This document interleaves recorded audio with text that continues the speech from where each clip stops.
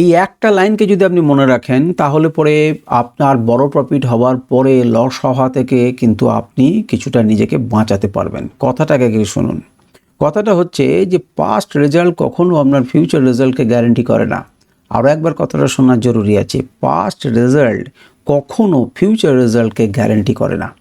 অর্থাৎ আপনি একটা ট্রেড নিলেন, সমস্ত কিছু বিবেচনা করে অ্যানালিসিস করে ট্রেড নিলেন এবং ট্রেড হওয়ার পর আপনি সেটাতে জয় লাভ করলেন, প্রফিট ইনকাম করলেন, আপনার সমস্ত কিছু ঠিকঠাক হয়ে গেল।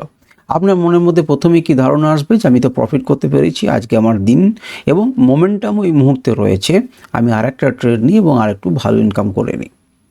কিন্তু এই যে ঝট করে সঙ্গে সঙ্গে আপনি একটা সিদ্ধান্তে চলে এলেন, তখন কি আপনি ভালো রকম অ্যানালিসিস করেছেন? তখন কি রিস্ক রিওয়ার্ড রেশিও দেখেছেন? তখন কি আপনি আপনার সিস্টেম দেখেছেন যে ট্রেড এসছে কি আসেনি? আপনি এগুলো কিন্তু বিচার করেননি, কারণ আপনার মনের মধ্যে তখন যে উৎফুল্লতাটা রয়েছে তার কারণে আপনি কিন্তু ট্রেড নিয়ে নিচ্ছেন এবং আপনার মনে হচ্ছে যে একটা মোমেন্টাম আছে, আপনি জিতে যাবেন। এবং কোনো না কোনো জায়গাতে অবচেতন মনে একটা ধারণা পায় যে আপনি যেহেতু জিতেছেন হয়তো আজকে জিতবেন। এই জিনিসটা কিন্তু আপনার মন থেকে দূর করতে হবে, কারণ আপনার ফার্স্ট রেজাল্ট আপনি জিতেছেন এটা পুরনো গল্প, আবার ট্রেড নিচ্ছেন এটা একটা নতুন গল্প।